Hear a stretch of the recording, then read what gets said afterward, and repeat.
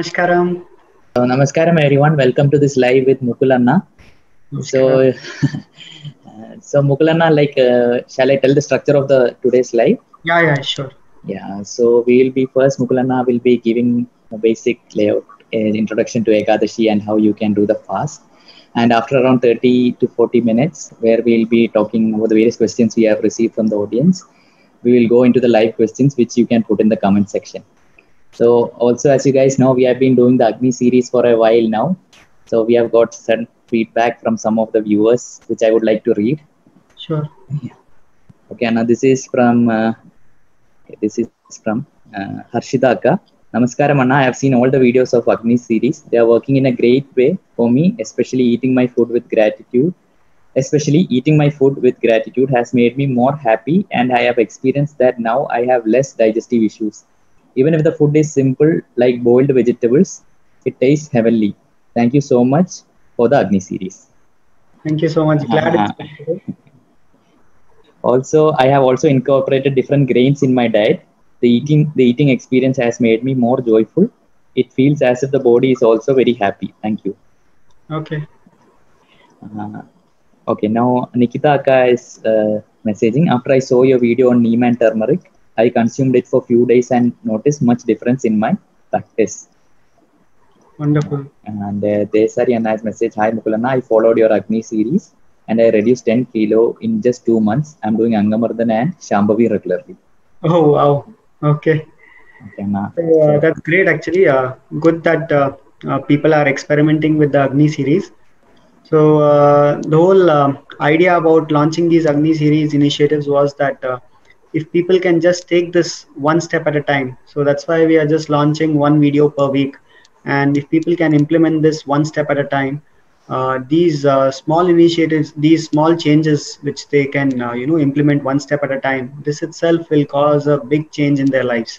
So it may look very small, just eating food with gratitude or having neem and turmeric, but each of these initiatives has the potential to fundamentally transform your life. So glad that people have been experimenting and they find they are benefiting from this. And someone said that they lost so much weight, and this can happen because if you just take care of your food, if you just eat consciously, if you make the right food choices, you'll see that health will not be a concern at all. And I'm glad that it's helping, and we'll continue doing the Agni series as well. So Anna, can you talk about Ekadashi? A lot of queries come again and again. How to what is Ekadashi and okay. So I hope many of you are fasting, attempting to fast today, and I'm sure that some of you may be doing this for the first time today, and this may be the time. It's right now 3 p.m. in India, so this may be the time when you may be really feeling hungry. So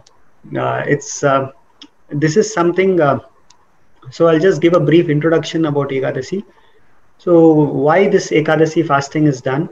Some of you would have already been hearing about this in different videos. Sadhguru has spoken about this, but we'll just go through it once more for the benefit of those who are coming here for the first time. So why this Ekadasi is because there are a few days where the system can easily go without food, and if you are observant enough, if you are aware, you can very easily make out which are those days when your body can very easily go without food. So there are at least 3 days in one mandala, which is between 40 to 48 days. You'll find that there are at least 3 days where you will find that your body can very easily manage without food. And if you are able to recognize these days when the system doesn't demand food, then you'll see that not giving food on those particular days is very, very beneficial for your system. So so traditionally we had this if you've been if you have spoken to your parents, or maybe not your parents but your grandparents, this was something very commonly held earlier, that especially people in the Indian subcontinent, they kept this Ekadashi as a very sacred part of their lives, and they used to fast regularly. So for people who are not aware, they traditionally, what they did is they kept this Ekadasi, which comes once every 14 days. So once every 14 days, it was kept so that people could fast. But otherwise, if you are aware of your own system, you can even easily recognize which are those days. But since many people didn't have this awareness, traditionally they fixed a day called as Ekadasi, which comes every 14 days. So it's the 11th day of the lunar cycle, and every 14 days. So that means in one mandala, you will come across at least 3 Ekadashis.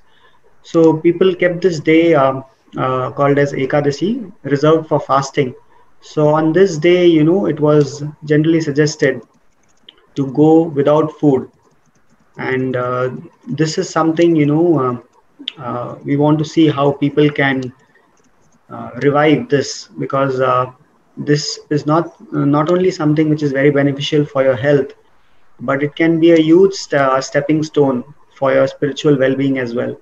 So Ekadasi is that day when all of us at least can attempt fasting.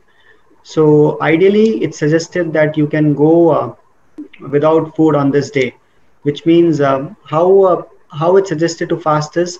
See, I'll just let you all know how it happens in Isha. So if you've been to the Isha ashram, you will notice that if suppose today is Ekadasi, they will have dinner the previous night. So last night they would have had dinner, and it doesn't mean that since today is Ekadasi, you will have double the dinner of what you have usually. Okay, so it's not that you need to prepare for Ekadasi by eating more the previous day. It's not like that. So you just have a normal dinner the previous day, the previous night, and on Ekadasi, if you are having 3 meals, for example, if you are having breakfast, lunch, and dinner, you can skip breakfast and lunch and just have dinner at whatever time you regularly have, so that you have at least 24 hours fasting, which means last night you had dinner and then you break the fast on Ekadasi night by having dinner. So there will be at least 24 hours fasting.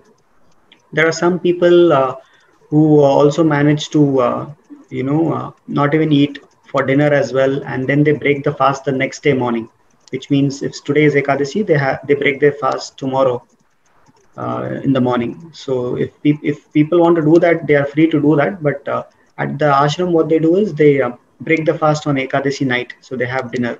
So 24 hours fasting. So that's how you can start with. If you haven't been fasting before, you can try to fast in this way.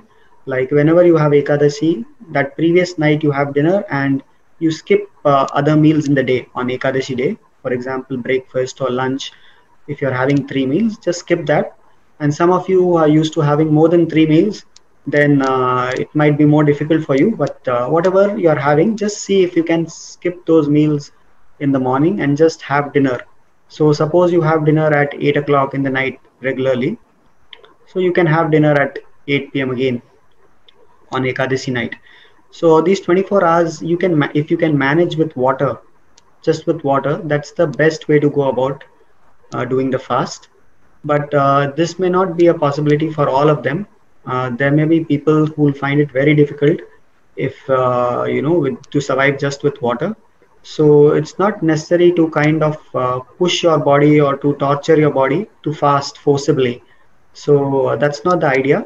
It should be consciously done, and you will see that if you're doing the yogic practices, if you're doing some yogic practices like Hatha Yoga or Kriyas, which you have learned, if you have been practicing that regularly, not that if you do your practice only on Ekadashi, okay, or before that, if you have been practicing this regularly, then you will see that fasting on this particular day won't be an issue at all.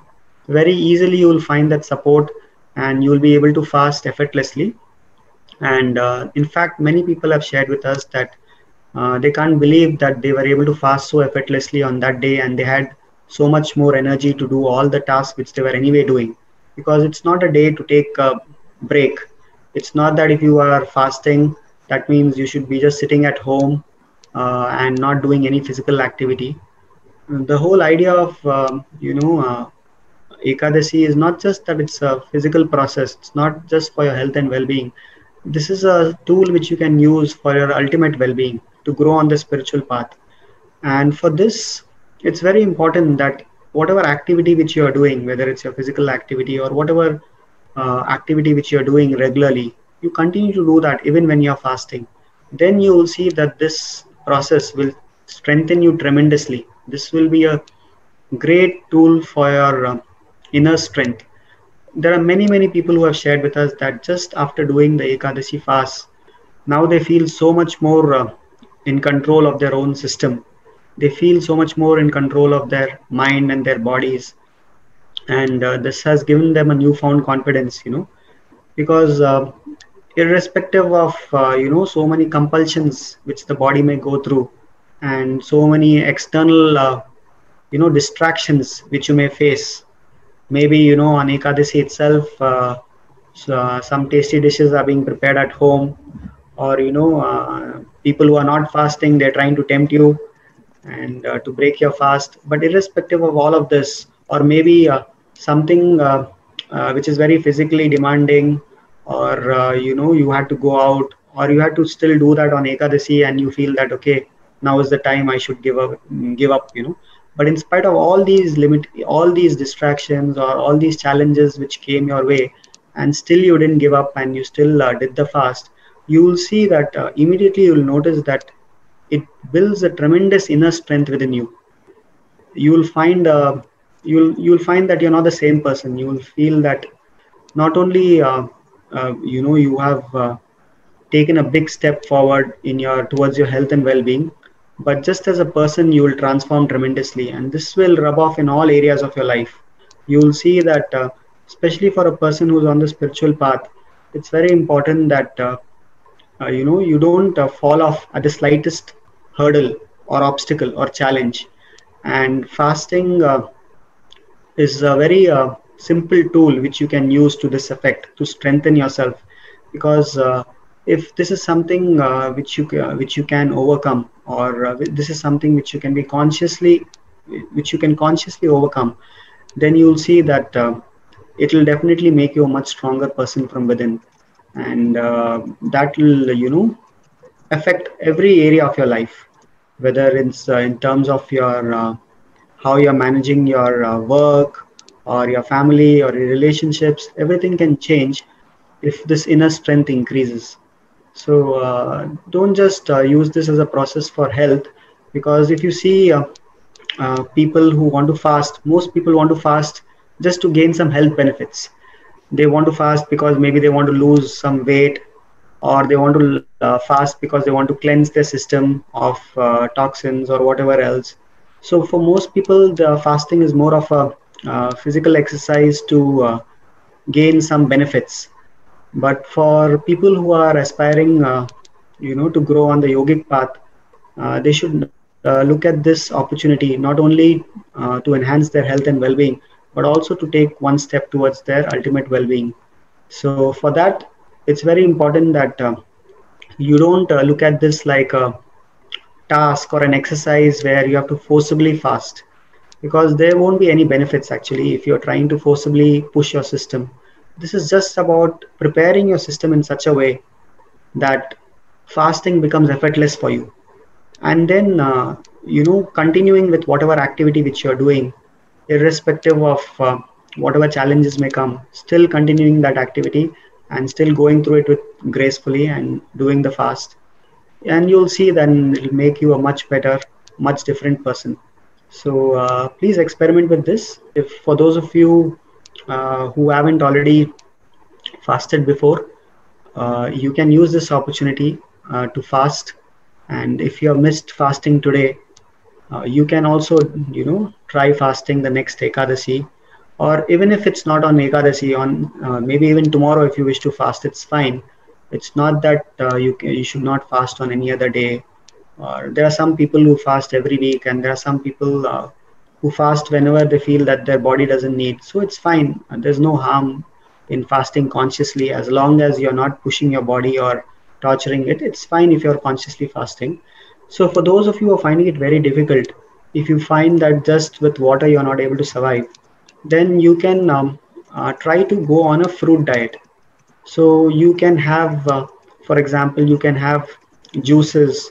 You can have ashgard juice. Ashgard juice, as you know, ashgard is a very highly positive pranic substance. It increases the prana levels in your system. So you can have ashgard juice in the morning.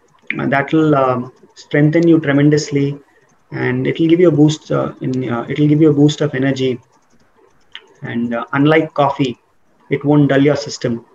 So unlike coffee or other nervous stimulants. So someone was asking, can they have coffee or other nervous stimulants on Ekadasi as well? So it's best if you can avoid these nervous stimulants, because what happens with nervous stimulants like tea, coffee, alcohol, chocolates, or many other things which have caffeine or other nervous stimulants, that they they affect the way the energy is stored in your system.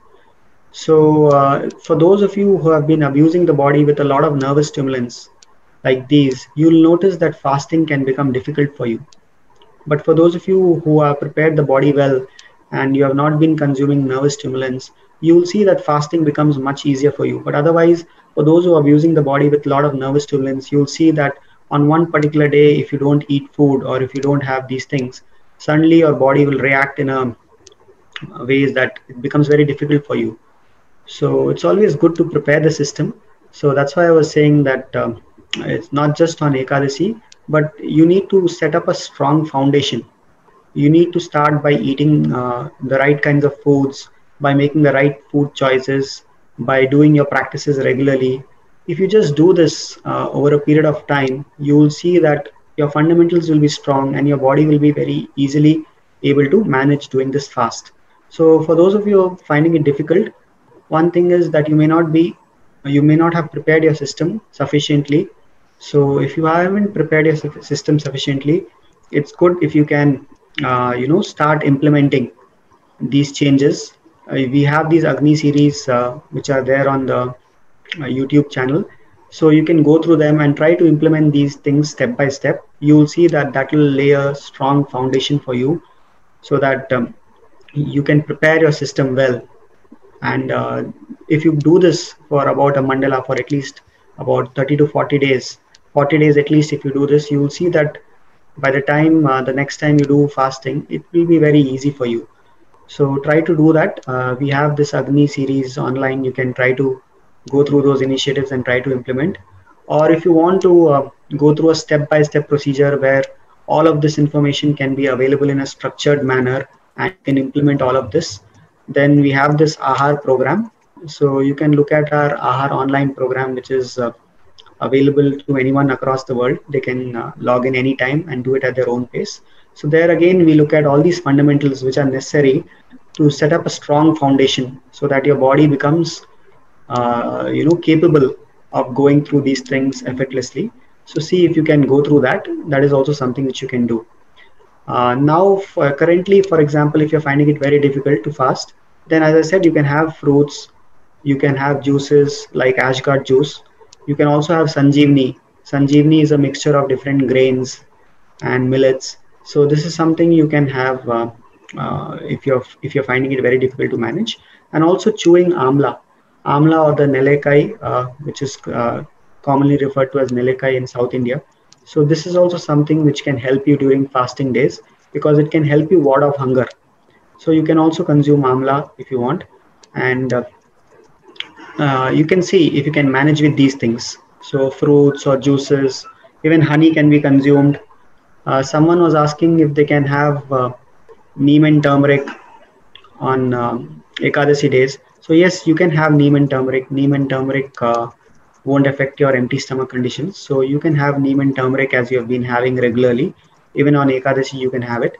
And if you find it very difficult to manage with just water, you can have these fruits or juices, and gradually try to work your way towards doing without these things. So maybe it'll take a couple of attempts for you, but it's important not to push your body or to torture it or forcibly try to fast.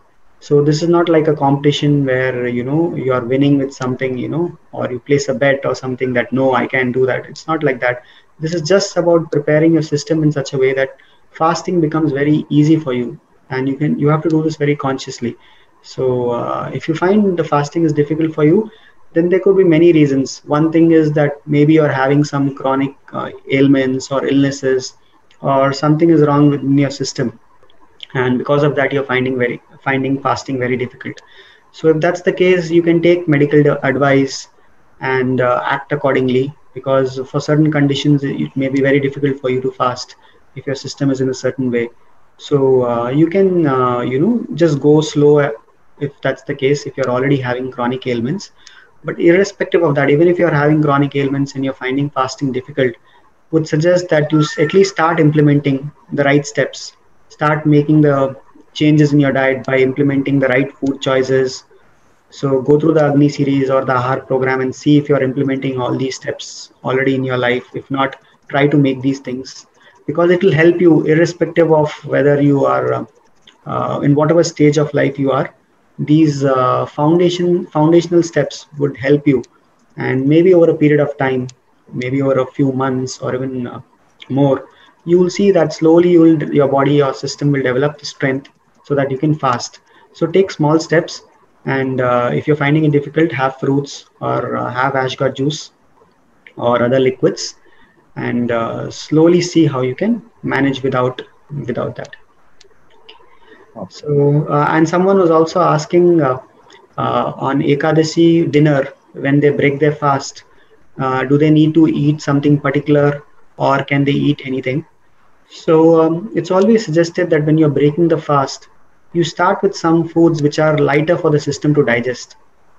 So, it's good that you don't eat heavy food or some or oily stuff or something which is easier, which is difficult for the system to digest. So when you're given the system a break for 24 hours, it's good that if you can eat something which is lighter for the system and easier to handle. So normally at the Isha Ashram, you'll see that they serve a special diet on Ekadashi. So this is something which is also found online. So there's an article on the Isha blog. I think you can share this when you post this video. So this article will have recipes on how to make these things which they do at the Isha Ashram. So basically they serve fruits and rice ganji and sundal and vegetables. So something which is very lighter on the stomach. So all these recipes are available in that article. So you can go through that. If you want to make these same items at your home, you're welcome to do that. Otherwise you can make something which is lighter on the stomach. So whatever you feel like which is lighter on the stomach, maybe have a predominantly fruit diet, have at least 50% raw food. So have fruits, have salads, have porridges like sanjeevni or other porridges which you have, and then you can move on to cooked food, maybe something which is much lighter on the stomach, along with vegetables and whatever else. So it's best if you can have something lighter, which is lighter on the stomach. And the next day, do you need to do something? Do you need to make up for the fasting which you did on Ekadasi? So it's not like that. So if you have prepared your system well enough, and if you have been implementing all these foundational steps which you looked at, then you will see that your system will go through this very effortlessly. You will not find the need to kind of compensate for whatever you missed the previous day. And even on your Ekadasi for dinner, it's not that you have double the quantity of what you're having all normally for dinner. So you'll these things, you'll see that initially it may happen that these tendencies may occur, that that after fasting you feel like having much more than what you normally do, or making up for it the next day. But over a period of time, once you prepare your system well enough, and if your sadhana is happening well, you'll see that this is something which need not happen, and you can manage with your regular intake of whatever you do. So just try to experiment and see. And I hope that a lot of you have already started fasting today, and it would be nice to hear from all of you, those who complete the fasting today. Once you break your fast after dinner, you can share with us your experience. You can either message Vaishakana, or you can message us on our Instagram or our Facebook or on WhatsApp. Just let us know how your experience has been today of this fasting. It will be nice to hear from all of you. Thank you. So there are a few questions that we got. So can I ask them? Yeah, sure. Okay, this is from Jyotsna Akka from Patna. Namaskaram. There are 3 questions, I think. Is it okay for 6-year-old kids to have honey, pepper, neem, and turmeric? Yes, Then, you can have. okay, then Even, after you answer, I'll ask the second. yeah. Yes, it's fine for, even for kids to have neem and turmeric. So that's okay. Anyway, you need to have only in small quantities. So if you're preparing neem and turmeric balls, it can be just a marble-sized ball, and that can be taken along with lukewarm water. So it's fine even for children if they wish to have, they can have. Just see that you can have only small quantities. Kaka is asking when should we have it, after brushing or right after waking up? Is Uh, it okay to have it with 1 or 2 glasses of lukewarm water? you can have after brushing. Usually, for people on the yogic path, we suggest that just before starting their practices.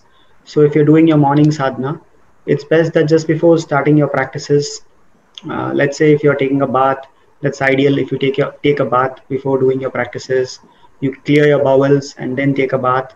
You finish all your ablutions and then have neem and turmeric along with lukewarm water, and then start your practices. That's the best way to do it. And if you are doing the practices for a longer duration, let's say if you're practicing for 4 or 5 hours continuously, that's for those who are learned many practices, hatha yoga, kriyas, samyama. If you're practicing for 4 or 5 hours continuously, then if you want, you can also add just a tinge of honey, just a mild lacing of honey in the lukewarm water, and have it along with neem and turmeric. It's not honey water, it's just a mildly laced water, honey water. So just a mild lacing of honey if you wish, if you're doing the practices for a long time continuously, then you can add. Otherwise it's just best if you can have it with lukewarm, plain lukewarm water, water which is at the same temperature as your body. So along with that, if you can have these neem and turmeric balls, so you can make the neem and turmeric balls even the previous night and keep it, or you can make it fresh using the neem and turmeric powder. For those of you who don't know how to do that, you can refer to that Agni series. There's a video on how to make neem and turmeric and consume that. So you can do that. If you don't have neem and turmeric powder, and if you have fresh neem leaves, you can even have that. Or if you want to just crush the neem leaves and add it in a glass of water and have it, that way also you can have. So whichever way, the important thing is to have neem and turmeric on a daily basis, and this will be very beneficial even during these times where you need to strengthen your immunity. So it's good if everybody at home can do this. They can have neem and turmeric on a regular basis. Okay, now there is one more question. Also, I want to do Ahar program but unable to register online. Do you have account number so that I can transfer in? Yeah, sure. If you can, if you're finding it difficult to register online for the AHAR program, if you're finding some difficulties in getting through the payment link or something, you can message us on our inquiry number, and the volunteer can register on your behalf and you can transfer. So that's fine. Especially, I think some Indians may be having, some people in India who don't have a credit card or something, they may be finding it difficult because we have an international payment gateway. So if they're finding it difficult, they can message us, and we can do the registration on their behalf, and they can transfer. It's fine. And Bhargav Jasaniana is asking, I had done fasting in previous Ekadashi. Only before that I had not done. My question is, earlier I feel hungry around 2 to 3 p.m. and I feel to eat fruits and vegetables. So is it okay? Okay. See, that's what I just mentioned. So you see whatever how your system is. If you're finding it difficult, and if you feel that there is hunger, especially during afternoon, as I said, you can use these. You can use amla. If you eat amla, you'll see it'll help ward off hunger. And whenever you feel hungry, first thing is you try drinking water. Then you'll see that after some time the hunger may settle. There are some people who asked, can they do a fast without drinking water as well? Completely dry fast.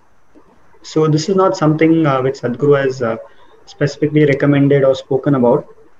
But if you are in such a state that you are able to manage, where your body effortlessly doesn't require water, it's not that you do it forcefully, but suppose it happens that on that particular day you didn't feel the need to drink water at all and your system was very easily able to manage, then that's fine. it's happened to me as well for a few days. On few Ekadashis, it's happened that I didn't feel the need to drink at all, and I could manage without drinking water as well. But for most of the Ekadashis, I do have water, so I don't force my system to do that. To just go without water. So yes, if he's finding it difficult, you can have, and you can try having amla and drinking water and see if that helps.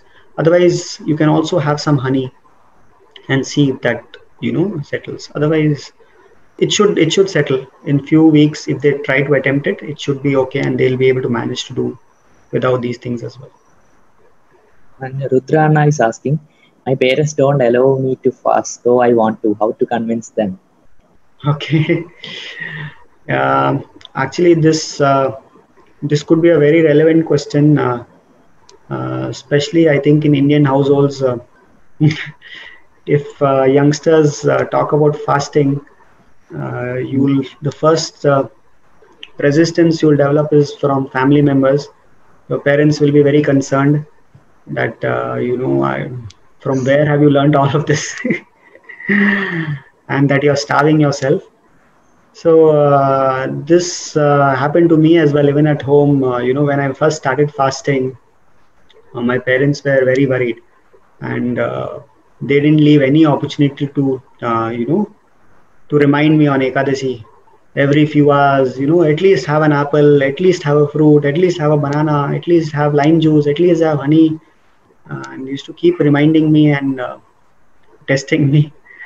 See, what I've noticed is that they are right in their own place, because they are not aware about what this is, and for most people, especially in this generation, it's unimaginable for them that a person can go without food for 24 hours, and it's like a feat for them that if something like this can be done.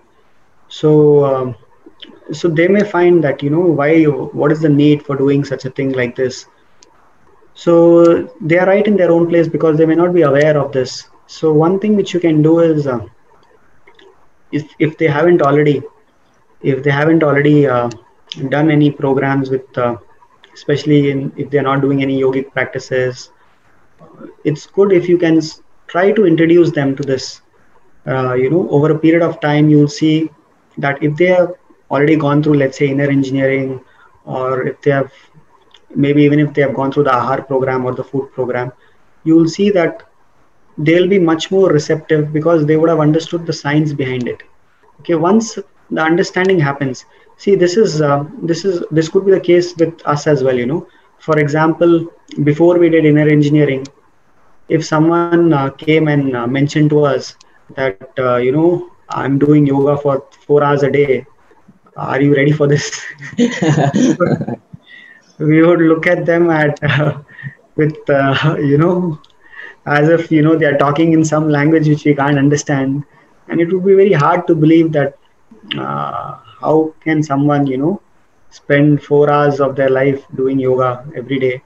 And if you tell them that I'm having 50% raw food, or I'm having only 2 meals, this would look like completely alien to you. So but now it may be something which you're doing very effortlessly. So what has changed is that your understanding has changed. Now that you're more aware of how your system behaves, you're more aware of why this is needed. You are not only aware intellectually, but you have also experimented, and now your own system recognizes what benefits it's gaining. So now nobody needs to tell you. And even if I come and tell you that no, you should have 5 meals a day, you won't do that, because your body will anyway reject it. Once you started doing this, once you're on 2 meals a day and you see how your system is, if you have extra meal, then immediately your system will not feel like having. So you don't need to then try to explain anyone intellectually. So right now they don't have this in experience, so they may just be looking at it intellectually and seeing that why are you doing this. So for this you need a long-term plan. Okay. You can't do with short-term plans. You can't do something quickly. So long-term plans you need to set. You need to see that how they can slowly become much more aware, because not only for you, it will be beneficial for them as well. So you can see how to slowly bring them into the fold. You can fold, I mean, of this awareness, not anything else.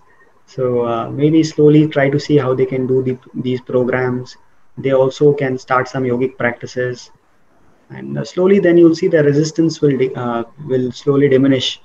And also, for what you can do for yourself is that if your commitment is strong enough, if you show that your commitment is something which is strong and not something which can be easily, you know, broken just because someone said something, or because you gave into whatever was there in front of you. If you show some commitment, if you show some strength, you'll notice that people outside as well will respect this.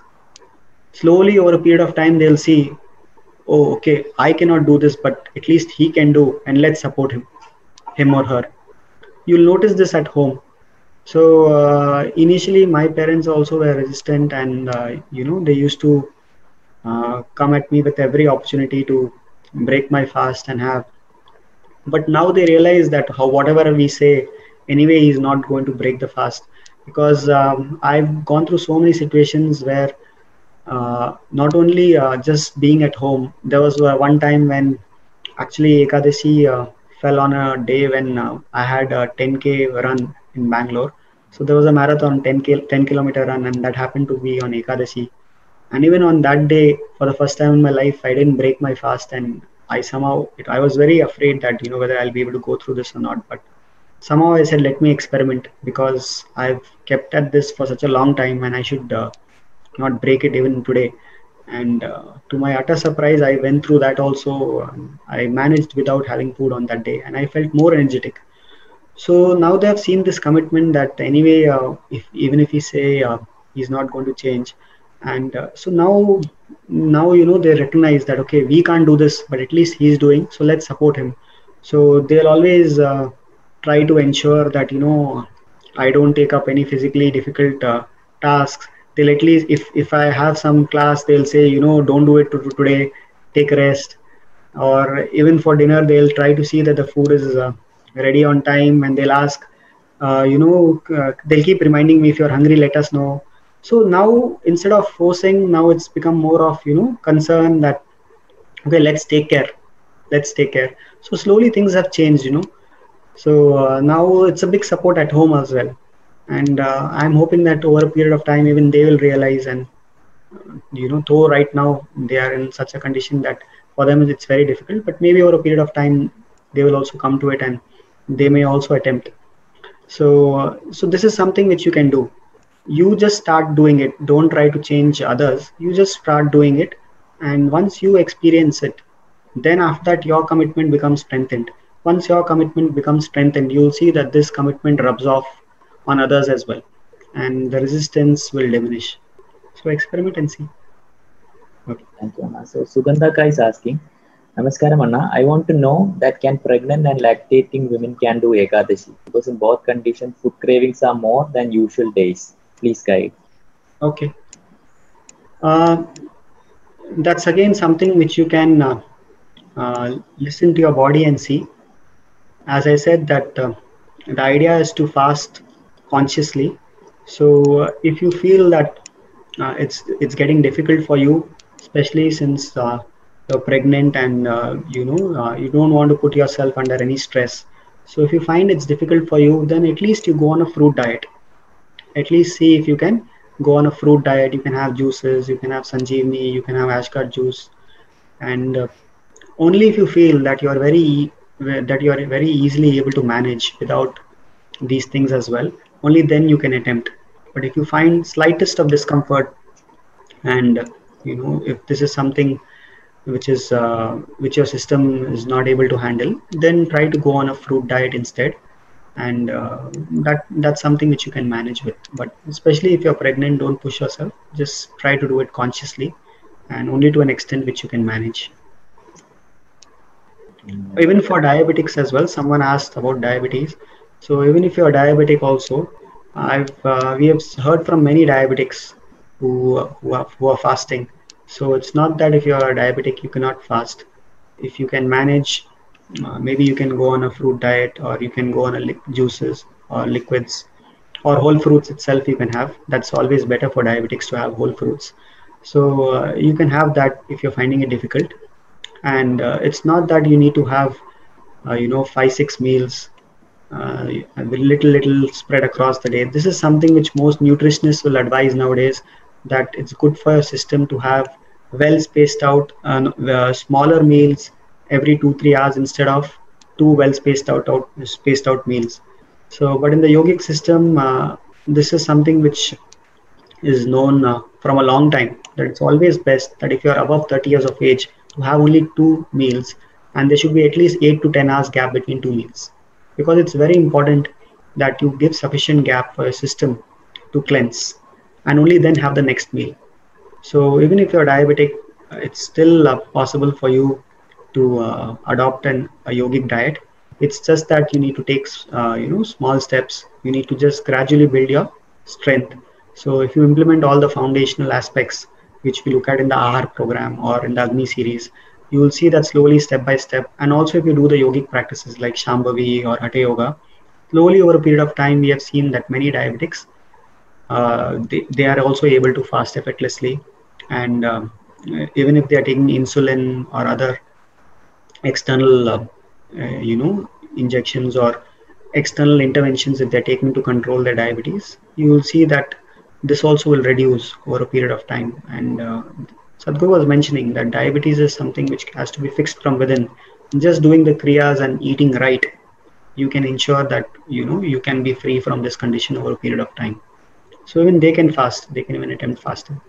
Even if you're diabetic, you can attempt fasting. For diabetes, is Jalneti prescribed? Yeah, Jalneti is good. Jalneti is very good for, it's nice if you can do Jalneti, even Shambhavi Mahamudra, and even Hatha Yoga practices like Surya Kriya, Bhastrika. These practices will be very beneficial for people having diabetes. One question Bhargavanna is asking. I have eaten only cooked food and some salad till now. So when I try to eat raw food and salad or etc., I feel very hungry and not satisfied with that food. So can you suggest how to do it? Okay, so this is something which may happen initially. So especially if you're used to having a completely cooked food diet and you're having very little raw food in your diet, then you'll notice that you'll find it difficult when you switch to raw food. So this will take some time for a system to adjust. What you can do is, especially when you're eating raw food, you can try to eat more quantity, right? So that you're not eating less. So let's say if you just have your meal for, let's say, half an hour. So when you just eat raw food, you may need to sit for a longer time on the dining table. You may need to sit for, let's say 40-45 minutes, and ensure you have more, because you may not be, otherwise you may feel hungry. So it may take some time for your system to adjust, but just give it some time, and still continue to have. That's why we suggest to have a mixture of 50% raw and 50% cooked, because that will be more sustainable for people. If you try to go on a 100% raw food diet, maybe you will be able to sustain for a few days, but then your body starts craving for most people, and then they will try to make up for it. So instead of that, you can try to go on a 50% raw food and 50% cooked food diet. First have the raw food, finish having the raw food first, and then move on to the cooked food. Then you will see that this is something which you can sustain on a daily basis. You won't have that craving.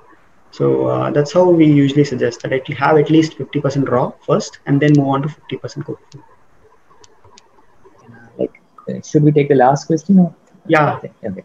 The one, Anna, this is some question. This kind of question I receive a lot. This boy Anna is asking. I'm 20. I eat 2 meals a day. I feel so comfortable with 2 meals a day, but 3 meals feel difficult. But I need to gain weight. So this is one question that I get a lot. That when they follow this kind of diet, they lose weight, and then they don't feel like they have as much weight as they need, looking up on other people. So is it something in the mind that I need more weight, or on society, or like are they really losing weight due to the yogic diet? Are they going underweight or becoming malnourished because of the yogic diet? That's what I feel they're trying to ask. Okay. See, it's not that if you are having 2 meals a day, you are trying to. It's something which will make you malnourished, or you're not having enough.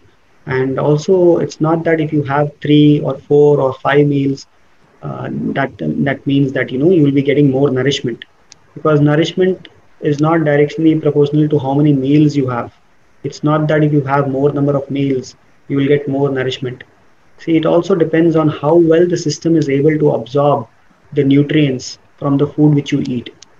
So for if that has to happen, it's very important that the system, the digestive process, happens properly and efficiently.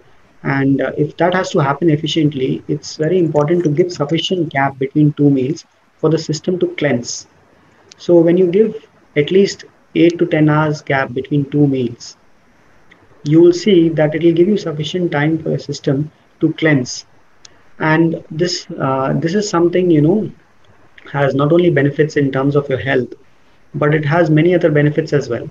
For example, if you look at the cancerous cells, this is something which is a good prevention for cancer. If you just have 2 meals, you will see that it prevents the cancerous cells from growing beyond a certain point. Because what happens with cancerous cells in the system is that they normally consume at least 30 to 40 times more food than a normal cell. And if you're continuously eating all the time, then you'll see they'll have enough fuel in the system to multiply and grow. But you have only 2 meals and give sufficient gap between 2 meals, you will see that these cancerous cells cannot survive for long, because they do not have the necessary energy or fuel to survive, because you're having only 2 meals and they need more 40 to 50 times more energy than a normal cell. So these cancerous cells can be kept under a check. So for many of these things, right now, these just few things which I listed, but there are many other benefits for just having 2 meals. So it's not something which you need to worry about your weight. It's not that if you're having 2 meals a day, you'll become malnourished or your weight may go down. That could also be because you're not eating a balanced diet. So it's important that you have a well balanced diet, which includes sufficient quantity of fruits, sprouts, vegetables, forages, different types of grains. Some people are only on a uni-cereal diet, mono-cereal diet. They're just having rice or wheat all the time. So it's important to have different grains in your diet, like millets. So if you have a well-balanced diet, then you will see that these problems may not occur. Okay, and it's uh, it's something also, if you finding that your weight is decreasing a lot, you can also have groundnuts. Groundnuts, if you soak groundnuts in the night and then you have them in the morning, you will see that this can also help in putting on some weight. And also, Sadhguru was mentioning that if you have honey in cold water, it can help in increasing weight. So, if you have honey in lukewarm water, it can help in losing weight.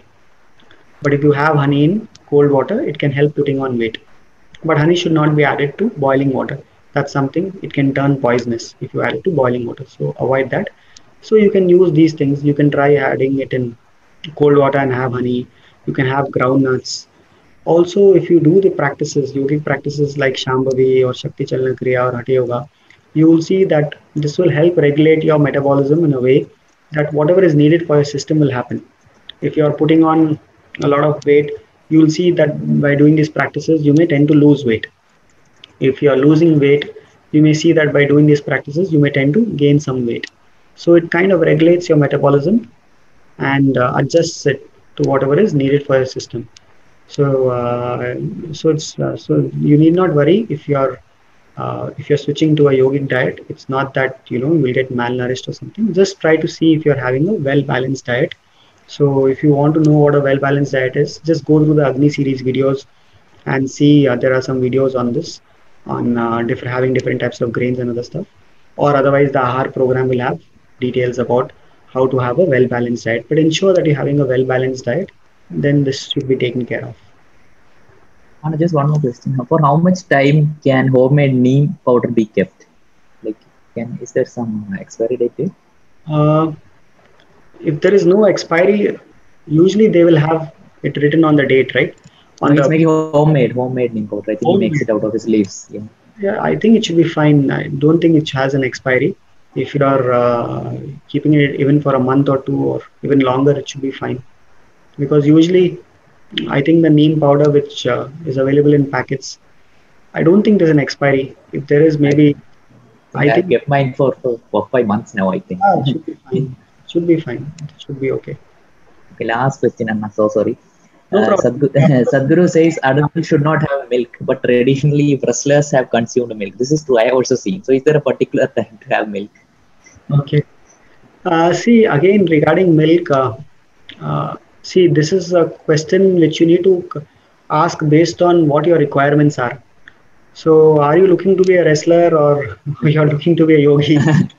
So, that is something which you need to ask, because depending on what kind of body which you wish to build, you should eat accordingly. So, what a wrestler needs and what a yogi needs, maybe very different. So you need not compare with them. Because you are trying to build your body for a particular purpose. So if you are looking to be on the path of yoga, if you are looking to build a body which is which is a support for you to grow on this path of yoga, if you're looking to build a body which is not an impediment for you on this path of yoga, which can assist you on growing in this path, then it's best you eat accordingly. So this is something which we always mention, that food is something which you should listen only to the body. You shouldn't listen to me, you shouldn't listen to Sadhguru, or you shouldn't listen to anybody else. Your own body, if you listen, you will see that this is something, you will very easily know intuitively. But for most people right now, they don't have this awareness. So that's why this awareness could have been lost because of many things, because of the situations which they are in, because of the constant abuse of nervous stimulants, or many other things which they are doing. Because of this, they have lost this awareness of the system. So if you're in such a state, then it's best to listen to someone, or at least talking about this from a yogic perspective, and which is something which is not changing every day based on research. So what Sadhguru has been mentioning about it, or what we are discussing here, are, these things are something which have been since time immemorial, and this is not something which is come from some research. It has come from one's own observation of one's own system. If you observe your own system closely, you'll notice what the system needs. So based on these, these guidelines are, are being mentioned, but this is not something which you need to believe. If you yourself experiment with your own system, you can very easily know this. So, if for regarding milk, so coming back to the question about milk, so especially if you are on the yogic path, it's always been mentioned that it's best if you avoid drinking milk, because what happens with milk is that for most people, most adults above, for children it's different, but for most adults you will see that they don't have the necessary enzymes to digest milk. So if you have milk, and if you have milk regularly, you will see that it will develop a certain lethargy or inertia in your system, because it will stay in the system for a longer period of time. And anything which stays in the system for a longer period of time, it causes lethargy or inertia in the system. And your colon will never be clean. If you are having a lot of milk and dairy products, your colon will never be clean. And Sadhguru was mentioning this, that a lot of people are experiencing so many psychological issues. These issues are primarily because of the kind of foods which they eat.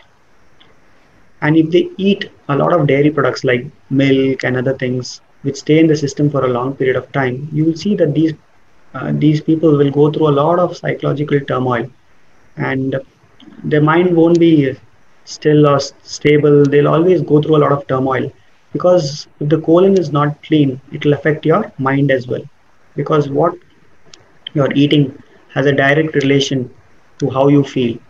So having a lot of dairy products or having milk is something, for people on the yogic path, we generally suggest to minimize or to avoid, because of these things, so that you can keep your colon clean, and you can try to eat foods which don't stay in the system for a longer period of time and which are easy to digest.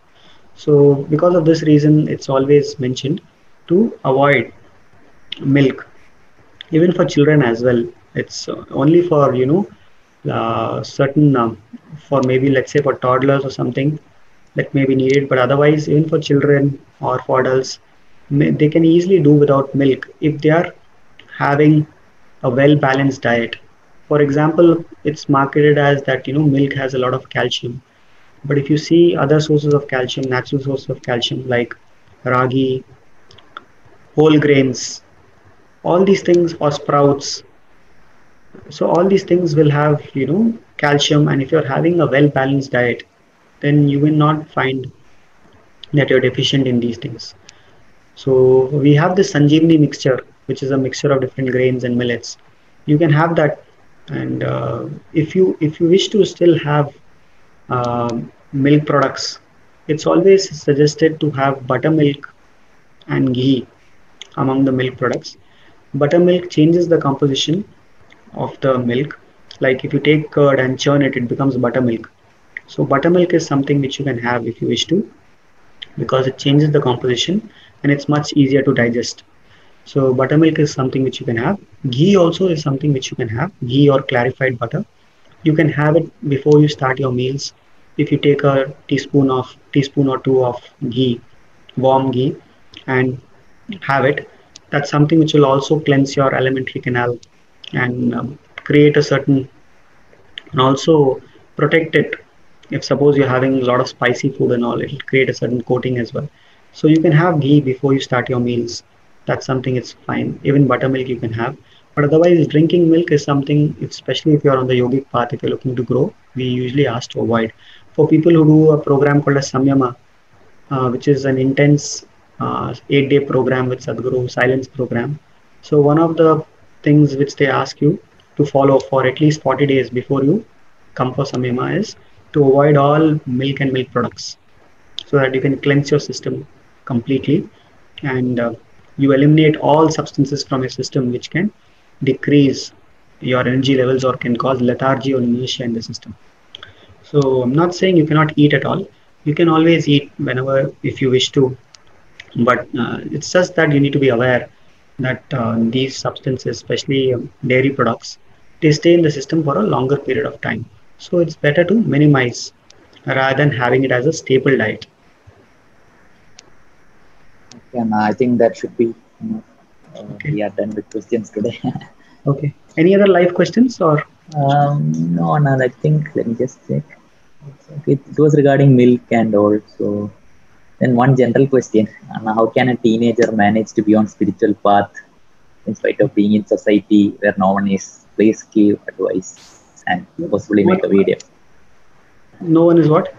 I didn't really laugh. Oh, Anna, how can a teenager manage to be on the spiritual path in spite of being in society and environment where no one is so? Please give advice. No one needs what?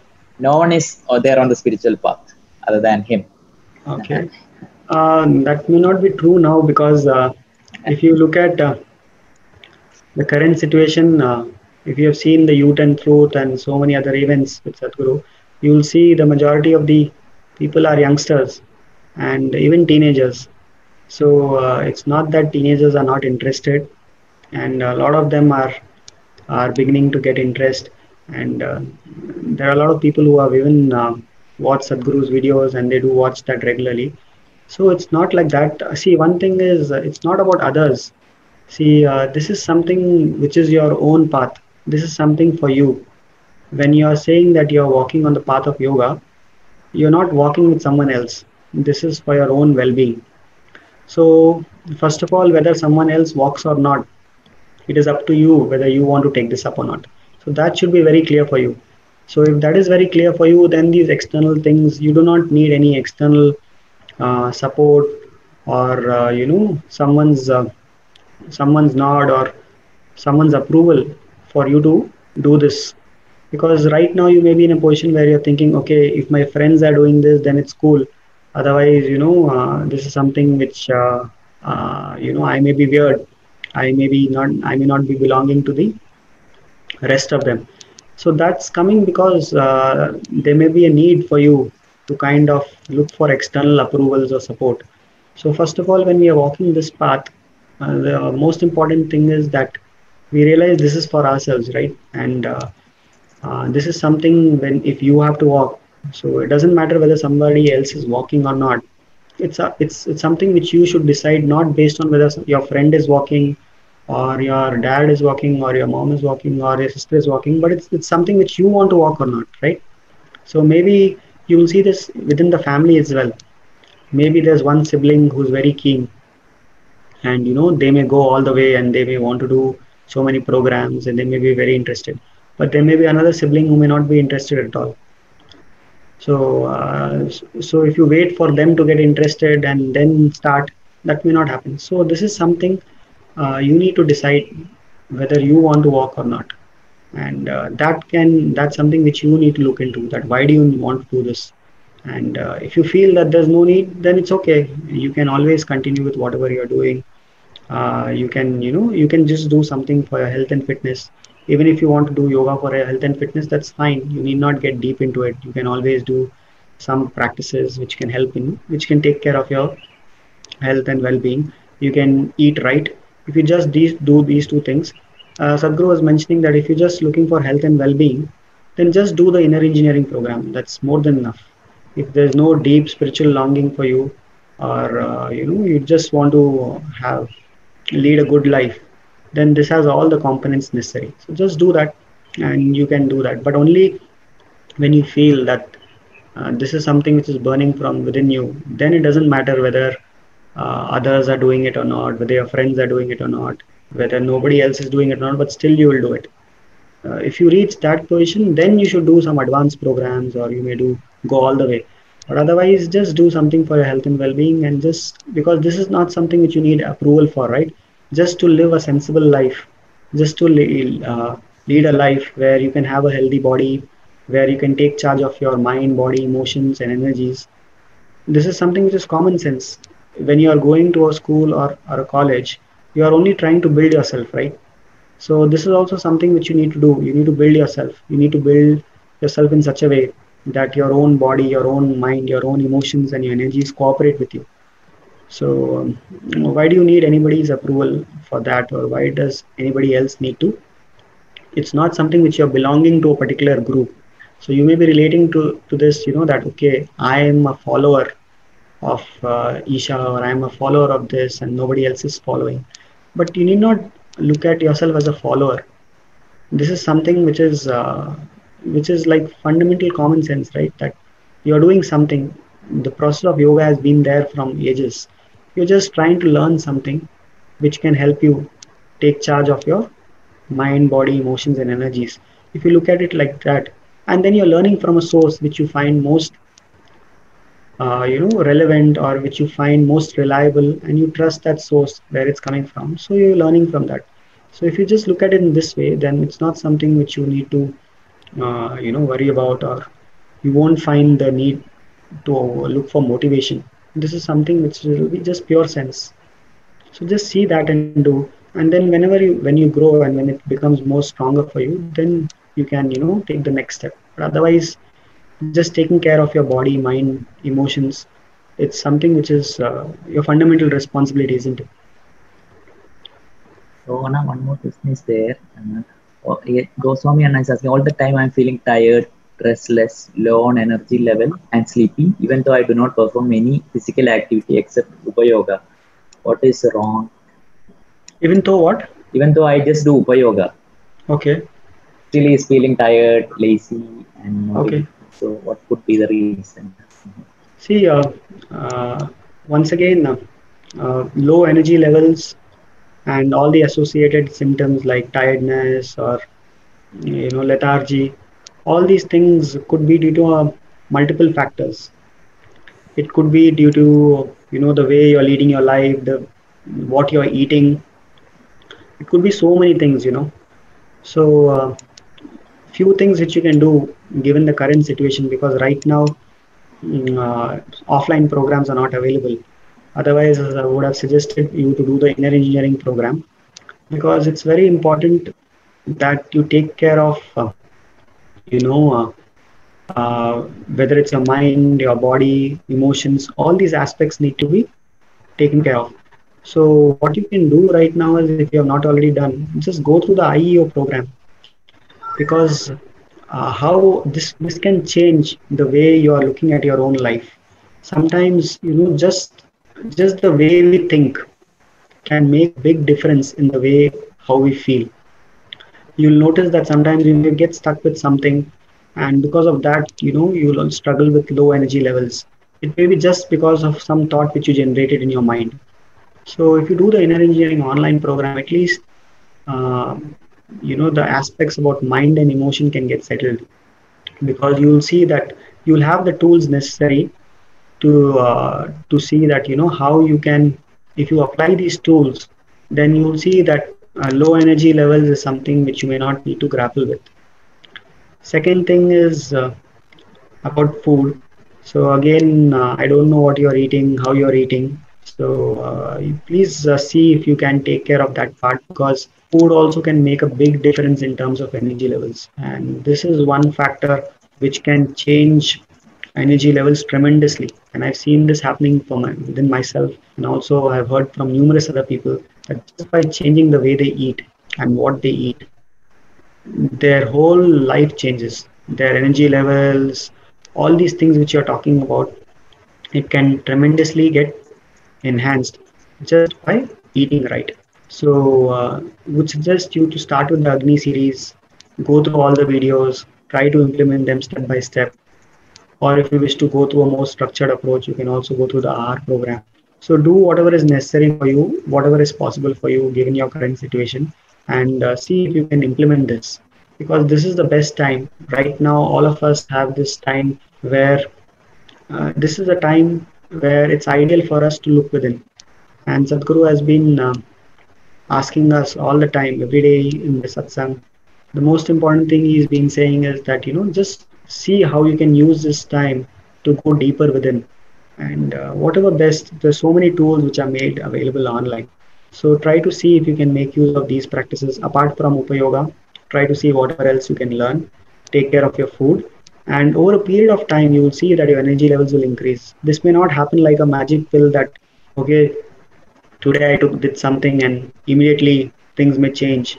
It may take continuous effort of, because right now you may have taken so many steps for so many years, you may have done so many things wrong, and it may take some time for the system to recover and come back on track. So just be patient and be continue doing the right things. If you're doing the right things, then over a period of time you will definitely notice a change in your energy levels. So just try to implement all these aspects and see. Yeah, no, I think we can end for the day today. Okay, so no other questions, right? There are a few more questions. If you want, we can take them. Anything related to food? No, it's one. No. Food is done, Anna. Okay. So I hope to hear from many of you today about your experience of fasting. One food is there. One food is there. One Anna was asking, what is the best way to have ashgard? I just forgot about the best way to have ashgard and how to make a juice. What is the best? Ashgard. Okay. What is the best way? Okay. Ashgard is one of the highly positive pranic substances available. So in yoga, we say that we should eat a lot of positive pranic foods, which means foods which increase your energy levels. So ashgard is one of them, and this is something you can have ashgard juice on a daily basis. So it's good if you can have ashgard juice on a daily basis. So you can make ashgard juice very easily. If you don't know how to make ashgard juice, just check on YouTube. Just type Isha ashgard recipe, ashgard juice recipe, and you'll find the video. So it's very simple to make ashgard juice. So you can have ashgard juice, and everybody at home, if you have children at home, they'll benefit a lot by consuming ashgard juice. Even adults at home. So everybody at home, irrespective of their age, they can have ashgard juice first thing in the morning. So that'll be very good. If you can have ashgard juice daily, you will see that your energy levels will increase, your alertness will increase. Apart from this, you can also use ashgard to make salads. If you want to make salads out of ashgard, you can do that. Again, you can find some recipes on the Isha blog about how to make ashgard salad. There's a blog article on ashgard where it has a lot of recipes. It's there on the Isha blog. Just search for ashgard Isha blog. you will find one article, and this article has a lot of recipes what you can make using ashgard juice, ashgard salads. You can also make sweets out of ashgard. If you have been to Agra, there is something called as petha. There's a sweet called as petha which is famous in Agra. I have had it. Yeah, yeah. Yeah, so that is made of ashgard itself. Oh, is it? Yeah, Okay. so that's very famous. So there are many things that you can make out of ashgard. So it's always best if you eat it raw. So if you can make salads using ashgard, or if you can have ashgard juice, that's the best way to consume. But even otherwise, also you can have vegetable. You can make vegetable out of it. In South India, usually they add it even in sambar, or they make sweets out of it. They make ashgard halwa also. So you can even do that. But it's always best if you try to have it in its raw condition, or if you have juice. That's the best way to consume ashgard. If you can include ashgard on a daily basis, it'll do a world of good, especially to your energy levels, your alertness, and even children at home, they will benefit greatly. Instead of giving them milk every day in the morning before they go to school, if you can give them ashgard juice, you can even add some honey to it if you wish, especially if you want to reduce the cooling properties of ashgard, because ashgard cools the system. So if you're having it in winter, you can add a little bit of honey or pepper, so it will prevent from getting colds or something. So you can even add honey to it, or even lime to it, and then give it to them. Everybody at home can have this, so it will be very beneficial. Okay, now thank you. Okay, so thank you so much. Look forward to hearing from a lot of you today about your experience of Ekadashi. So I hope this session was useful for you, and that uh, with this support, you will be able to fast, and you will be able to not only fast but also try to use this time to make fundamental changes in the way you are eating and what you are eating. So it's important to set the foundation right. So hope to hear from all of you. So stay in touch, and we'll see if we can do a session again if there are more queries. So we can try to do that. So we have this support where we are releasing Agni series videos every week. So please make use of this, where every week we release a particular video on one aspect which can help you. So these things will benefit you only if you implement. So this is something which you should try to implement. And right now, since most of us are in lockdown mode, and we have a lot of time on our hands, this could be a good opportunity for us to try and implement these tools and see if we can at least set the necessary foundation, so that when we are ready to begin work, let's say once things open up, then at least we are well prepared. We are much more better prepared in terms of everything, in terms of capabilities. So please see if you can make use of that. And also we have this Ahar program, and now we have made this online so that you can do it anytime you wish from whichever country you are. So we released this on Mahashivratri, and just last week we crossed 100. More than 100 people have done this program, and we have got a lot of good sharings from them, that how they have benefited from this program.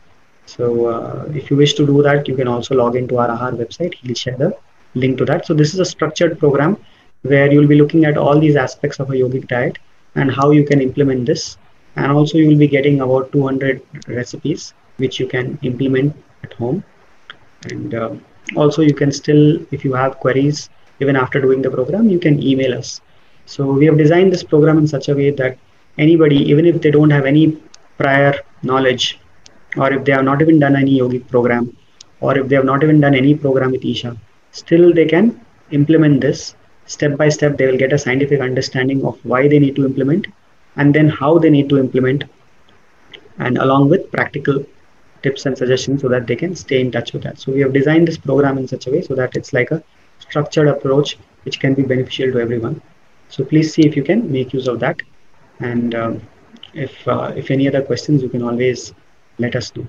So stay safe, all of you, and hope all of you are also catching up with the satsangs every day. And if you haven't read the book Death, that's also something which you should do. I managed to finish it a few weeks back, and it's a tremendous book. I would say just the way you look at life can change tremendously just by reading this book. Because suddenly, if you don't have this fear, and if you can live your life much more easily, you'll see that every aspect of your life can be enhanced. So that's also something which you can do. So make use of this period to grow within. Thank you so much. Thank you, Anna, for hosting us.